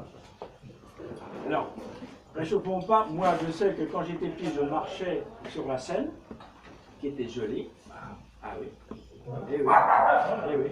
Donc il est content que ça a chauffé en 1957. Oui, Exact. alors il faut savoir que cet été, on a vu des températures dans pas loin de Paris de 43 degrés. Ça veut dire que sur l'asphalte, sur le périph', c'est du 60 degrés, parce que 43 c'est long, 60 degrés. Vous savez combien de temps encore une main peut tenir? Pas très longtemps. Quand vous étiez au lit avec un thermomètre que votre maman avait mis 38 degrés, il faut appeler le docteur. Non, je suis convaincu qu'il y a, vous l'appelez réchauffement ou pas, peu importe, mais on est en train de... Un petit exemple, si vous prenez la Terre, vous faites, c'est très facile à faire. Vous prenez un calcul, vous prenez la Terre, 1 mètre de diamètre. L'espace où nous vivons, nous, on ne vit pas dans l'eau, on ne vit pas dans l'air, sauf dans les avions, on vit donc dans l'atmosphère. Si vous faites à cette échelle-là, je prends 3000 mètres d'atmosphère. La Terre a 1 mètre de rayon. Là où nous vivons, c'est 1,5 centimètre. 1,5 centimètre. Et nous balançons 42 milliards de tonnes de CO2 par an dans cette petite. Alors, vous l'appelez comme vous voulez. Moi, je dis qu'on va vers un mur très rapidement. Une catastrophe. Mais On va non, dire non, quelque non, chose non, de non. très important. Désolé. Il écoute même pas son président américain. Même Trump s'est rendu compte qu'il y avait un sur nous. C'est pour vous dire. Hein. Excusez-moi, je vais répondre à monsieur. Bon, moi je suis historien. L'expansion des monastères au Xe et au XIe siècle s'accompagne de la culture de la vigne. Et au XIe et XIIe siècle, on fait du vin rouge en Angleterre, ce qu'on n'a pas fait depuis. Parfois, on explique pas qu'il y a une quantité de CO2. Miraculeusement, on a eu un pic de chaleur à l'optimal du XIe et du XIIe siècle. Et pourquoi on a eu des mini-glaciations au XVIIe siècle dans des villages que je suis allé explorer moi-même pour des relevés iconographiques et pour des études d'église qui ont été désertés subitement pour quelques décennies. Donc, ce qu'on ne nie pas, ce que personne ne nie, c'est la variation du climat. Ce qu'on nie par contre, c'est le facteur anthropique. Quoi? L'origine anthropique. C'est astronomique. Les astronomes, on sait que ça vient d'ailleurs. Oui, mais d'un point de vue dans ce réchauffement, c'est un film, ça Mais bien sûr, parce que je suis allé par exemple dans les vallées glaciaires, les vallées d'origine glaciaire du Tessin, étudier des villages qui ont été abandonnés en 1640, parce que la population ne pouvait plus vivre à 700 mètres d'altitude, c'est devenu insupportable. Et il y a l'émigration des populations dans le seuil de la vallée, avec justement ce qu'on avait étudié, la reconfiguration paroissiale, c'est-à-dire que les titres des saints patrons, les reliques sont déplacées. Voilà, pourquoi? Parce que 600 mètres plus haut, ce n'est plus, en 10 ans, ce n'est plus vivable. Il était trop froid. Tout d'un coup, il faisait trop froid. Voilà. Alors qu'aujourd'hui, ce sont des vallées où avant on faisait de la vie. La chaleur est bénéfique, c'est ce que j'ai dit tout à l'heure. Donc les oscillations du climat, l'expansion démographique de la population au XIe siècle, elle s'accompagne aussi parce qu'il est possible de mettre en valeur des terres et de les cultiver là où le climat ne permettait pas auparavant. Le climat bouge de lui-même, c'est pas une fraction de gaz à effet de serre noyée, on va dire d'orient tropique, noyée dans une quantité gigantesque de gaz à effet de serre naturel qui appartiennent à un cycle et qui font tourner la biomasse en plus. Personnellement, s'il y a une responsabilité anthropique, alors comment on explique des variations bien plus importantes dans les siècles passés où il n'y avait pas d'émissions anthropiques? C'est vrai, en même temps, À l'époque, il y avait des forêts disparaissent. déjà anticipé, parce qu'ils ont modifié leur langage, et ils ne parlent plus de réchauffement, ils parlent de dérèglement. Ils commencent à anticiper. C'est pas sérieux, je peux vous dire, c'est pas sérieux. Bon, allez, vas-y. Bon, alors il y a Jean qui voulait prendre la parole depuis un petit moment. Et puis là. Voilà. Et puis, c'est vrai. Est-ce que tu veux dire quelque chose? Parce que, priorité évidemment, à ceux qui n'ont pas du tout parlé. Juste un mot. Juste un mot. Je pense qu'on a tort de parler de hasard sans ajouter, avec le hasard, le mot nécessité. Oh, d'ailleurs. Le hasard tout seul, sans la nécessité, ça n'a pas de sens. C'est hasard et nécessité. Non, c'est hasard ou nécessité. Non, c'est hasard Bon, bah, et oui, c'est Monote qui a écrit ça, il a dit des belles conneries. Hein, bon, voilà. Hasard et nécessité. Hasard et sous contrainte. Est-ce que tu peux... Hasard sous contrainte, c'est pas sans tout. Attends, est-ce que tu peux en dire un petit peu plus? Parce que là, tu soulèves... Le hasard, qu'est-ce que c'est que le hasard? C'est ce qu'on essaie d'expliquer, on a toujours envie d'expliquer les choses. C'est très bien. On bâtit des théories, mais on oublie que pour que ces théories tiennent la route, il faut les comparer au réel. Et quand on a un problème, on dit « ah ben c'est pas possible, il faut trouver une autre théorie ». Mais on oublie que hasard rime avec hasard va avec nécessité. C'est justement quand il y a des effets dus au hasard que la nécessité permet de savoir où est la loi? C'est la nécessité qui fait loi, en définitive. En dernière analyse, c'est la nécessité qui fait loi. Autrement, le hasard, ça n'a pas de sens de parler de hasard. Le hasard, qu'est-ce que le hasard? Le hasard, s'il se traduit de façon concrète, c'est qu'il y a une nécessité derrière. La nécessité derrière, c'est les lois, avec un grand L. C'est une sorte de costume. Est-ce que tu veux dire quelque chose par rapport à ça, Francis? C'est contradictoire. Ce que monsieur a dit est parfaitement contradictoire. C'est pas la peine d'insister. Bon, allez, on continue. C'est trop facile, c'est trop facile. Ça va. Qu'est-ce que tu voulais dire, Gérard? Vas-y, dis. Oui, Non, pas lui, ça va durer une heure. Il a demandé avant. Non, on va le laisser parler. J'aurais déjà fini si on me laissait parler. Rapide, Gérard. Rapide. Oui, par exemple, je donne l'origine de la vie. Alors on dit toujours le hasard, enfin ce qu'on appelle le hasard, d'ailleurs il n'y a pas de hasard. Bon, je ne rentre pas là-dedans sur la définition. C'est la rencontre de deux chaînes causales indépendantes. C'est la moins mauvaise des définitions. Le hasard, c'est la rencontre de deux chaînes causales indépendantes. Alors bon, qu'est-ce que c'est que tout ça? Je n'ai pas le temps d'expliquer. Ce que je veux dire, il y a le hasard pur, la loi de Gauss ou la loi de Poisson, etc., etc. Mais on oublie, et moi-même je ne le savais pas quand j'étais plus jeune, qu'il y a aussi le hasard sous contrainte. Je prends un exemple. Le jet d'eau de Genève, là, vous connaissez ça? Oui. Bon, s'il n'y a pas de vent, ça retombe d'un côté ou de l'autre, et tout autour, à une certaine distance, etc.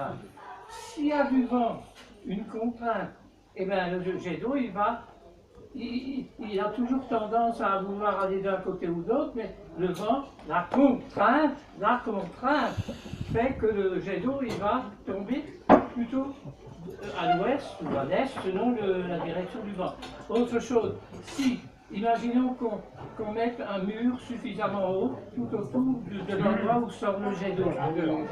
Le jet d'eau, il a toujours envie d'aller, ça fait anthropomorphisé, c'est ce que je dis, dans toutes les directions.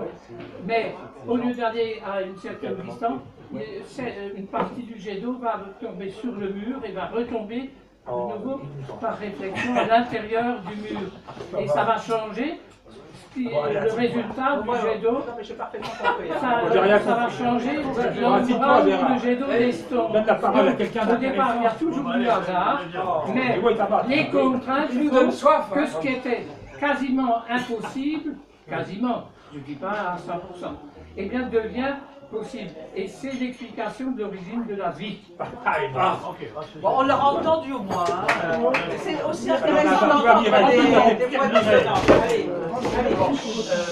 Je vais d'abord dire un mot de ce qu'a dit tout à l'heure deux personnes. Alors, les experts se trompent dans les périodes critiques. Par exemple, avant Copernic, tout le monde essayait de faire n'importe quoi, d'ajouter des épiciques. C'est Copernic qui, je le rappelle, était un chanoine augustinien polonais sponsorisé par le pape. En fait, il voulait réformer le calendrier. C'est Copernic qui brusquement a décidé de tout chambouler, ce qu'on appelle encore aujourd'hui une révolution copernique. À cette époque critique, les experts, effectivement, se trompaient, il fallait aller au-delà. Une autre époque critique, c'est au début du XXe siècle, lorsque même des gens comme Lord Rayleigh ne croyaient pas dans la théorie atomique.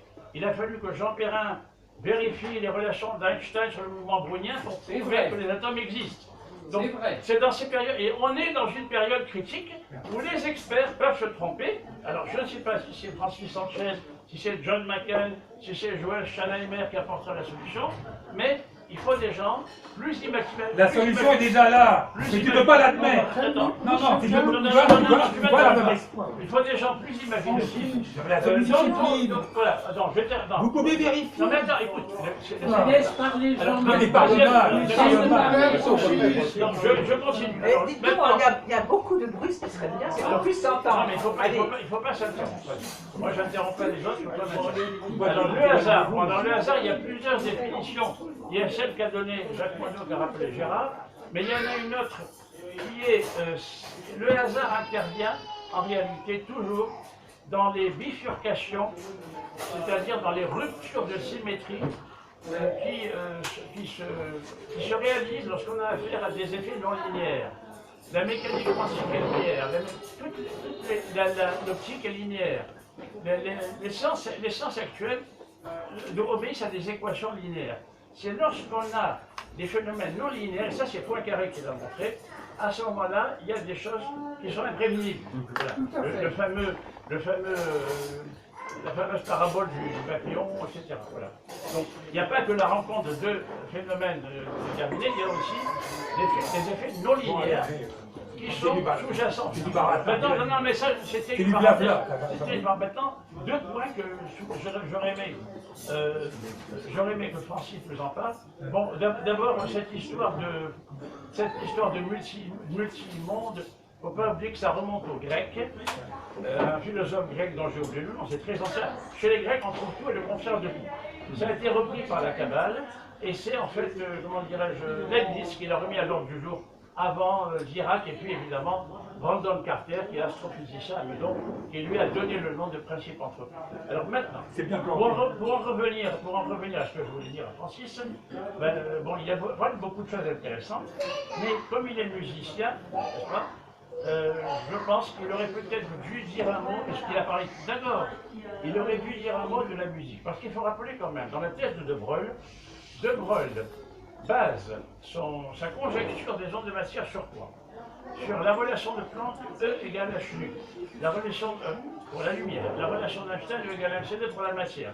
La comparaison entre le principe de Hamilton et le principe de Fermat, et sur une analogie musicale pour expliquer les orbites de bord. C'est dans sa thèse. Hein. C'est comme ça qu'il a réussi à concilier le caractère fini des ondes et le caractère discret des particules. C'est par une analogie musicale. Et même actuellement en physique, on dit l'état fondamental, etc. C'est une terminologie musicale.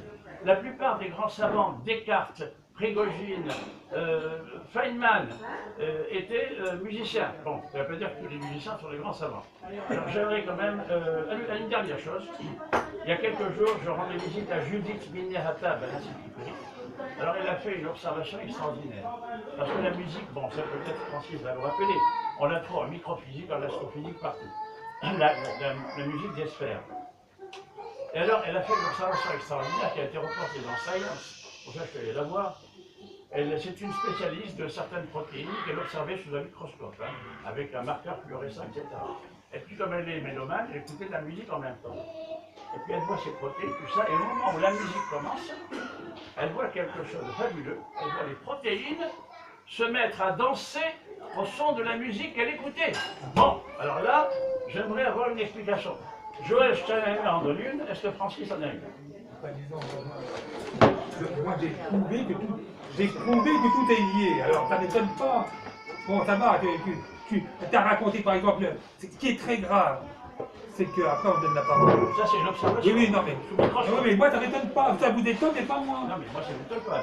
Bah, moi, ça m'étonne pas, parce que j'ai même trouvé le 137 dans la musique, que personne n'avait vu pendant des siècles. Oh. Bon, bref, c'est-à-dire les gens n'ont rien compris à l'arithmétique, ils ont voulu faire de la géométrie, des algèbres, tout ça. Ils n'ont pas fait l'arithmétique la plus simple et musicale. J'ai pas voulu trop ramener à moi ça, parce que c'est moi qui ai découvert tout ça. J'ai pas voulu la ramener, moi je suis modeste. Bon, alors donc, par contre, je vais vous dire un truc très important en ce qui concerne les ondes de matière et tout ça. Hein, les gens, ils vous disent, en particulier Feynman a dit, on ne peut pas comprendre la mécanique quantique. Il l'a écrit. Eh bien, pourquoi? Et j'ai expliqué pourquoi ils ne comprennent pas. Je sais pourquoi. Et je leur ai dit, parce qu'ils ont fait une erreur de base qui vient d'Einstein. Einstein s'est planté comme un lapin, il s'est planté au début, parce qu'il a introduit le photon baladeur. C'est-à-dire, si, il a introduit. Alors, ce qui fait qu'en fait, on sait que la lumière se propage par onde et se réceptionne par énergie. Mais lui, il a dit, ça se propage par photon. Le photon ne se propage pas, je l'ai démontré. Donc, autrement dit, ils sont partis sur les idées d'Einstein. Et De Broglie a suivi ça, les deux se sont plantés, et De Broglie, il a fait deux erreurs de suite, il est retombé sur la bonne base, c'est-à-dire la matière, vous-même, vous vous déplacez par onde. Tais-toi, t'as dit cette connerie là. S'il vous plaît. Bon, non, mais attends, c'est important ce que je viens de dire. Il n'y a pas de continuité. Hein. Vous êtes désintégré et intégré en permanence, je l'ai prouvé. Je connais la fréquence. Voilà. Bon, allez, vas-y, choisis la parole. Il ne peut pas parler. Oui, rapidement. Oui, alors. Désolé, Francis, mais bon, c'est dans la majorité des cas, eh ben, la chaleur, c'est un problème. Bon, ce n'en est pas un quand il fait 30, 35 degrés, et quand il fait 40 degrés, je disais, moi j'aime la chaleur. Les 42 degrés, je n'ai pas tenu le coup cet été. J'en ai parlé avec plein de gens cet été, ils ne tenaient pas le coup. Et c'est rien à côté du milieu des années 2000, où les 42 degrés, ça a duré beaucoup plus longtemps, et à cause de cette chaleur qui a duré beaucoup plus longtemps, au milieu on était du milieu des années 2000, et ben il y a eu, je sais pas, 10 000, 8 000 ou 30 000 personnes âgées qui sont mortes, et à cause de la chaleur due au réchauffement climatique, c'est éprouvé par plein de scientifiques. Bon, il y en a des menteurs, mais des gens qui travaillent là-dessus, non pas 35 heures, mais 50, 60 heures depuis au moins 50 ans, il y a quand même beaucoup qui sont sérieux. Ils sont payés pour pas dire que ça. non, si Ils sont payés. vous me laissez terminer, s'il vous plaît. Moi, j'étudie le changement climatique depuis plus de temps. Personne ne me fera croire qu'il n'existe pas. Je suis désolé. Et je termine rapidement. À cause du réchauffement climatique, il n'y a presque plus de calottes glaciaires dans le Grand Nord. Du coup, il n'y a presque plus d'ours blancs. Et à côté de l'Antarctique, la mer de Wendel, disent-le qu'elle n'existe plus. Et pourtant, il fait beaucoup plus froid en Antarctique que dans le Grand Nord. On a entendu ce que vous aviez à dire. Est-ce que vous avez une question? Bah, on est bien d'accord avec vous, il a fait chaud cet été, il a fait chaud en 2000, ça tout le monde le sait. Il y a beaucoup plus et je termine rapidement, il y a beaucoup plus d'hiver très chauds et beaucoup moins d'hiver très froids. Il y a 2 ans où il y a fait un hiver très froid, mais le monsieur disait pas justement, c'est pas comme vous vous appelez, qu'il y a de plus en plus de stations de basse altitude qui ferment à cause des grosses chaleurs de plus en plus importantes. Par exemple, ça amène beaucoup de chômage au printemps et en hiver pour les gens qui y travaillent. Donc beaucoup plus d'inconvénients aux grosses chaleurs que d'avantages. C'est fini. Merci pour cette intervention. Ça veut dire que monsieur se fait influencer par tous les médias. Il a tout arrêté, là. Quand il voit c'est vrai, quand il voit les glaciers tomber, on oublie de dire que de l'autre côté, ça augmente encore plus. L'Antarctique a augmenté de lui. Donc il a menti, mais c'est pas de sa faute. Parce qu'il a gobé tous les fameux les mafias des médias, des politiques et des faux scientifiques. Parce qu'attention, les seuls scientifiques auxquels vous pouvez prêter attention, ce sont les retraités. Parce qu'eux, ils ont relativement mis à parler. Tous les autres, ils sont dans un programme de recherche avec un chef, machin. Ils ne peuvent pas parler, il n'y a pas de liberté. Donc, mais désolé pour toi, mais tu as complètement faux parce que tu as gobé des années. Non, mais bon, je suis mauvais de ce que vous dites. Bon, admettons, il existe, je n'existe pas, le réchauffement climatique, principe de précaution, je termine rapidement. C'est comme pour les OGM. Alors, on ne peut pas se permettre d'affirmer plan qu'il n'existe pas, parce que s'il existe, on va vers une planète qui est encore en bon état, qui est un véritable enfer, et pour les générations futures, c'est la catastrophe finale. Et on va faire de dialogue, c'est pas possible. C'est tout. Merci beaucoup pour votre intervention. Alors on va entendre encore 2-3 personnes. Dis donc, ça bavarde, là, c'est pas possible, là. C'est bavard, là, on a 3 personnes encore qui ont parlé, puis ensuite on ira dîner pour ceux qui souhaitent dîner. Voilà. Alors, j'avais une question à Dominique Tassot, que, à mon sens, on n'a pas assez entendu. Justement, sur la question on a parlé de hasard, de permanence, d'évolution, et pour moi, ce qui est clair, c'est que l'évolution de la vie, alors, je suis d'accord avec Francis ou avec Jean sur le fait qu'elle ne se fait pas au hasard. Mais stop. Mais elle est irréversible. On ne va pas retourner en arrière aux êtres primitifs. Donc, pour moi, c'est incompatible avec cette idée de permanence. Il peut très bien y avoir une déclaration nucléaire, la vie va être rasée, il n'arriverait pas à la trappe. La question m'est posée. Oui. Personnellement, je je pense que le deuxième principe de la thermodynamique s'applique effectivement dans l'univers. D'ailleurs, il n'y a pas de... C'est de la science cerise. Et puisque les êtres vivants font partie de ce même univers, s'applique également. Donc je pense que l'être vivant, aujourd'hui, tout le monde est d'accord pour dire que c'est de l'information. C'est-à-dire que l'entropie génétique, c'est une décroissance d'information. C'est-à-dire que dans les lignées héréditaires, des tares apparaissent parce qu'il y a des mutations liées à différents effets, et ces mutations se transmettent à la descendance. Donc, inévitablement, nous sommes de plus en plus tarés. Donc, il y a de plus en plus de gens qui ont besoin de lunettes pour voir. Il y a de plus... moi, je suis... C'est pas ce qu'on observe de façon globale. Je parle pas simplement de l'être humain. Mais oui, mais de façon globale, et puis également sur l'être humain. D'ailleurs, j'écoutais le samedi dernier, avec Bernard, nous étions à Mulhouse et John Sanford est venu faire une conférence. John Sanford, c'est l'inventeur du canon à gènes. Donc c'est un généticien mondialement connu. Et le thème de sa conférence, c'était la dévolution. C'est-à-dire le fait que, alors que, évidemment, dans les manuels, on dit que qu'il y a eu évolution, c'est-à-dire l'augmentation de la quantité d'informations. Cette augmentation de la quantité d'informations, on ne la constate nulle part, parce que alors évidemment en 1910, on s'était dit, avec les mutations, il pourrait y avoir des mutations positives permettant la complexité croissante. Et maintenant, depuis 1910, maintenant, on a été recul sur les mutations, on a fait des expériences spécifiques sur les mutations, en particulier Morgan sur la drosophile et Lansky sur le colibacille. Et avec ce recul du temps, la position de John Sanford, qui est, à mon sens, très solide, ça consiste à dire qu'il y a régression de l'information et pas apport d'informations nouvelles, par exemple, qui pourrait permettre l'apparition d'un organe nouveau dans une lignée qui était dépourvue de cet organe. Ça, c'est ce qu'on appelle la macroévolution. La macroévolution, comme disait John Maynard Smith et Horst Vatmary, professeurs de macroévolution à Harvard, c'est-à-dire que non seulement on ne le constate pas, et les expériences de Lansky et Morgan vont en sens inverse, mais en plus on n'arrive pas à montrer comment ça serait possible. Il y a eu une période où la vie n'existait pas. Donc il y a bien eu un pas irréversible. Comment?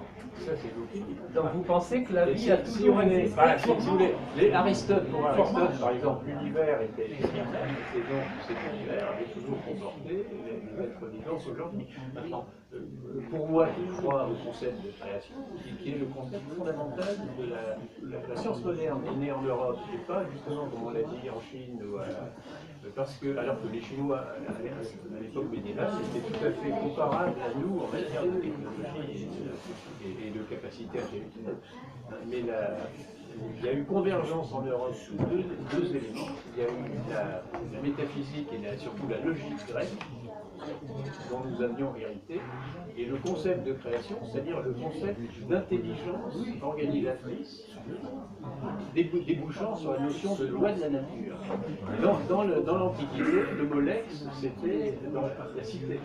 Et c'est Descartes qui a eu cette très belle formule, qui a dit, mais Dieu a mis dans le monde ces lois de la nature comme un roi introduit des lois de la cité. Donc le concept de loi de la nature, qui est aujourd'hui discuté, au départ, c'est un concept qui s'est déduit du concept de création. Il est d'origine biblique, quand même. Il est d'origine biblique. Donc, dans ce concept de création, il n'y a pas de la création. Alors, Dieu crée, c'est Dieu qui crée, il y a une intelligence créatrice, et à partir du moment où il a créé, il se repose.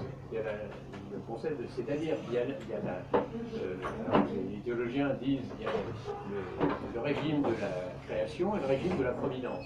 C'est-à-dire, depuis le repos de Dieu, les lois de la nature existent parce que ce sont les causes secondes qui opèrent, et Dieu laisse les causes secondes agir. C'est une idée de Saint Augustin. Donc, la science est possible. Mais la science est possible uniquement depuis la complétude du cosmos. Les lois de l'univers que nous connaissons, c'est les lois du cosmos complet. Parfait, ça veut dire complet. Donc,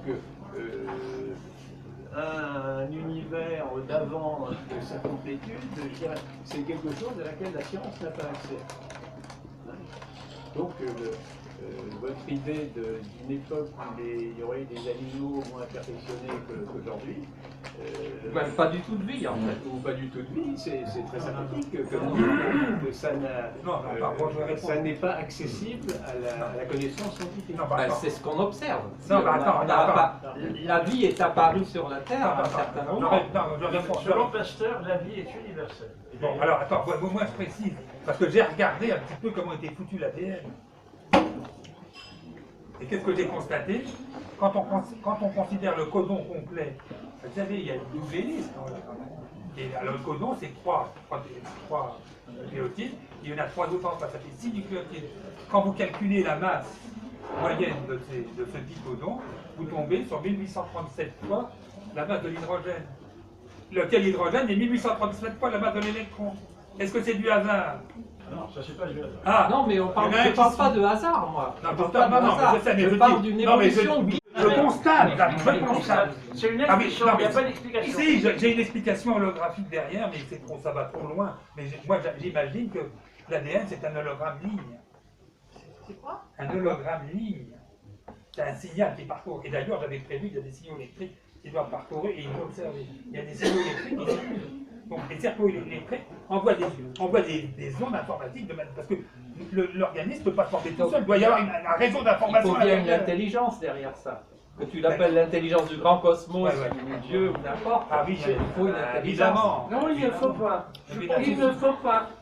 C'est une erreur de dire il faut. C'est rare, on entend. Ça va. Il y a une parole d'Eddington que j'ai dit il y a un ou 2 ans, je ne sais pas où d'ailleurs, je ne me rappelle plus. Oui, alors qu'est-ce qu'il dit? Cette parole, c'est si l'univers est homogène, un arrière-plan, un esprit dans un arrière-plan d'esprit doit exister en dehors de notre esprit. Oh, c'est très chaud. C'est Eddington qui dit ça. Alors Eddington, c'était un précurseur magnifique. C'est lui qui avait raison depuis le début.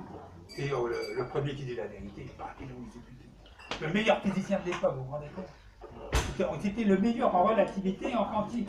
Ils ont dit, ah ben il veut traiter du cosmos, hop, ils l'ont mis tous au panier. Le premier qui dit, et moi le deuxième qui dit la vérité, on essaye de mais non, mais moi je m'appelle pas Eddington. Il y en a eu entre Il y a un jeune homme qui voudrait prendre la parole. Oui, c'est Romain, je vous présente Romain, c'est un bon musicien, c'est mon élève en musique. Merci beaucoup pour votre conférence et pour tout ça pour les organisateurs. Merci Francis, je suis très content d'être là. Alors comme Francis a dit, je suis artiste, donc je suis profane mais passionné de sciences et de philosophie, en cherchant toujours la vérité, voilà, moi j'aime beaucoup la vulgarisation scientifique, tout ça. Mais bon, je peux dire quand même pas mal de conneries, donc je vais me lancer, quoi. J'ai une question ou deux. Donc voilà, moi ça me passionne, tout ce que vous dites.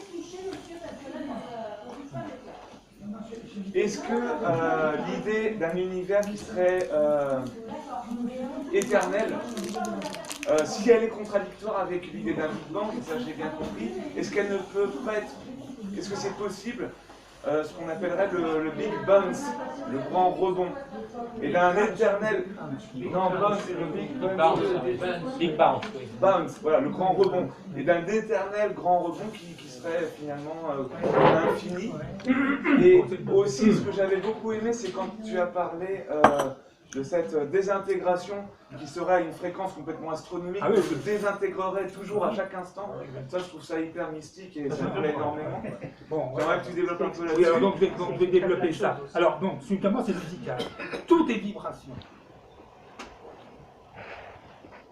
J'ai même énoncé le principe de cohérence en disant tout phénomène possède une vibration propre. Donc j'ai même émis une hypothèse biologique. Chacun de nous a une fréquence particulière. Bon, bref, ça va très loin, mais bon, ça en avance. Bon. Et donc, le fait grave, c'est que les gens n'ont pas vu que l'antimatière était là. Il faut le faire.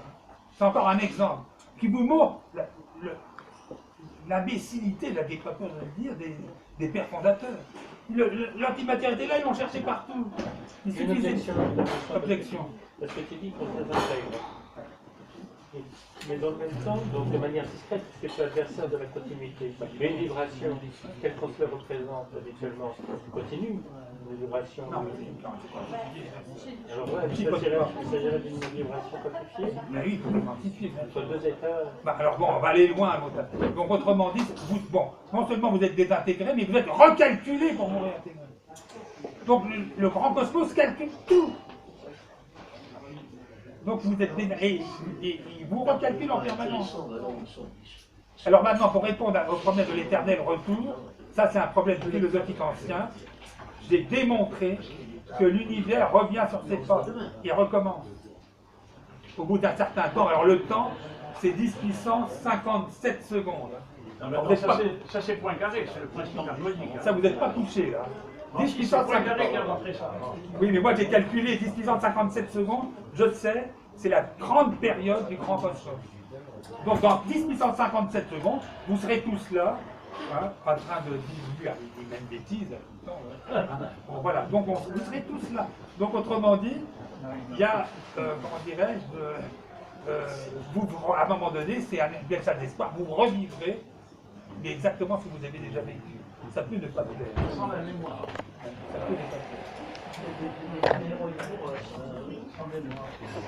Bon, ouais. Alors non, oui, alors c'est comme l'exemple des musiciens, parce que ça donne un exemple des musiciens. Quand vous jouez dans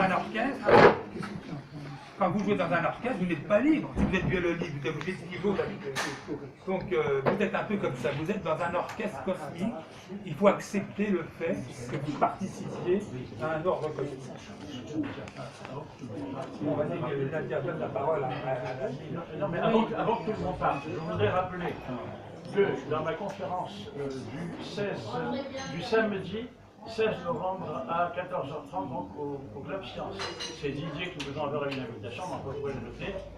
Je vais montrer qu'en utilisant la musique de la DLN précisément, on arrive à construire une théorie quantique de l'évolution biologique qui permet peut-être de concilier les points de vue déterministes et finalistes.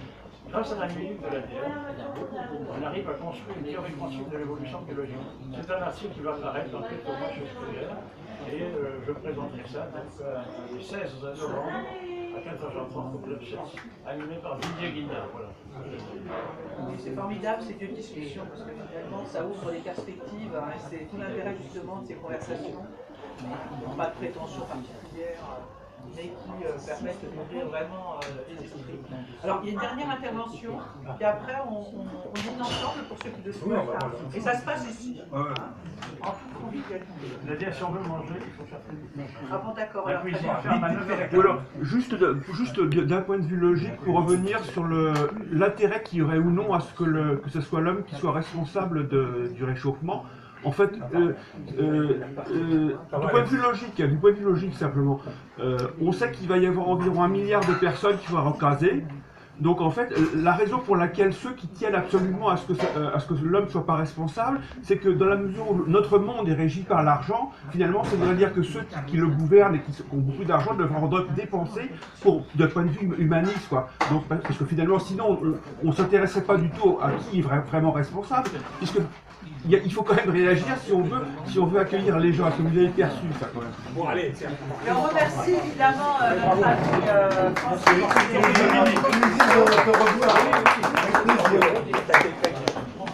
Bon, alors on va manger ensemble.